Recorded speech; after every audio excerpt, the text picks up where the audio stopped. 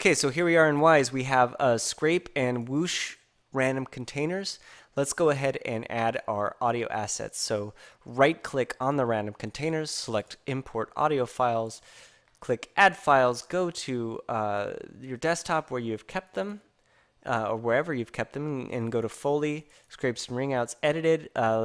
These are our scrapes, so select scrape 1, 2, and 3, open, and import those files.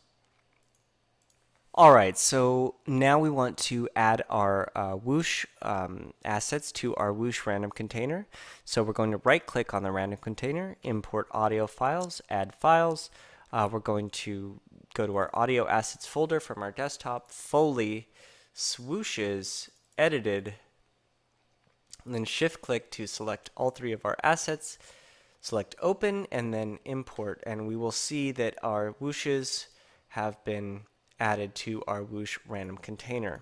Now let's go ahead and audition our random containers by pressing F5, which will bring up our transport control down here at the bottom, as well as our property editor window, and select the random container that we wish to audition, and in the transport control, let's press play.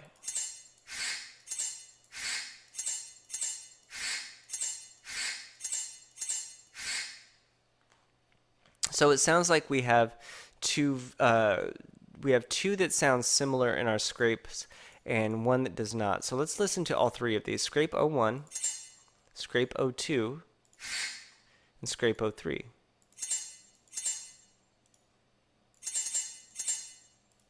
So scrape 1 and scrape 3 sound pretty similar.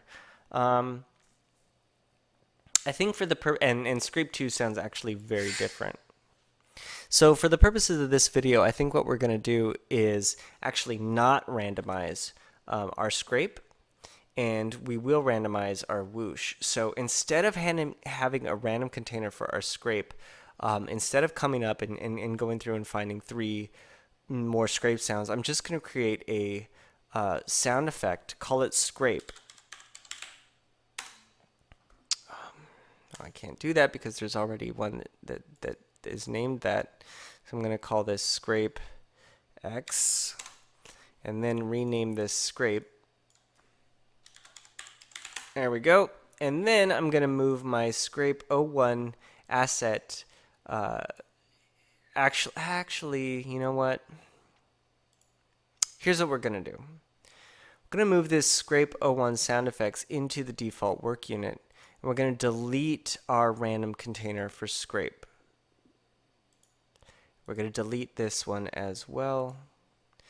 So now, as you can see, we just have a sound effects playing that is just scrape 01, and I can select that and audition it. I'm not going to randomize this, but I am going to randomize the whoosh. So let's click on our whoosh random container, and let's randomize between my different whoosh sounds.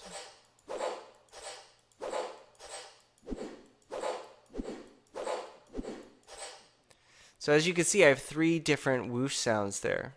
But I want the whoosh sound and the scrape sound to sound at the same time, but only for the second stage of the animation. For the first stage of the animation, I want a whoosh as well. So let me explain this a little bit further. Remember that we said we want 2 stages. The pre-swing stage when she brings the sword above her head, and then the slashing stage or the swing stage when she brings the sword down to attack. In the pre-swing stage, we just want a very, very fast whoosh with no scrape. In the swing stage, we want a whoosh with a scrape. So as you can see in Wise, under events, we have a pre-swing and a swing. For the pre-swing, we just want it to play a very fast whoosh. So here we have a whoosh and we have a scrape. But these whooshes are far too slow to serve as our pre-swing event. So we're going to duplicate this whoosh by right-clicking it and selecting copy, and then selecting our default work unit, right-clicking, and selecting paste. So now we have whoosh and a whoosh01. We're going to call whoosh01 swing whoosh. We're going to call whoosh.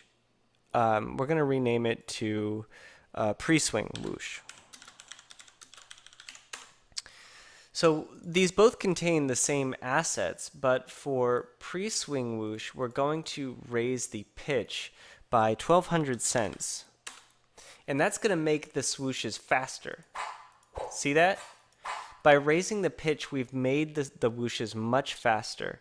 And I also don't want this to be as loud as the swing whoosh. So for my pre-swing whoosh, I'm going to set the volume to -6 dB.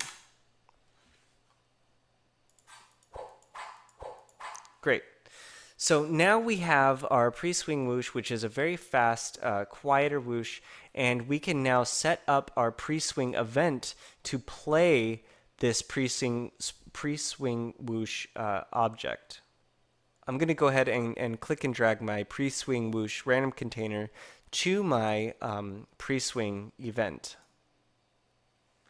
And now when I audition the event, this is what the game will play when I call the pre-swing event from the animation.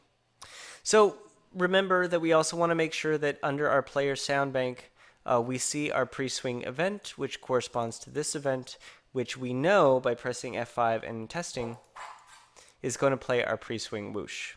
So let's save this. We have everything set up in Wwise for now, and then press F7 and generate our sound banks. Okay.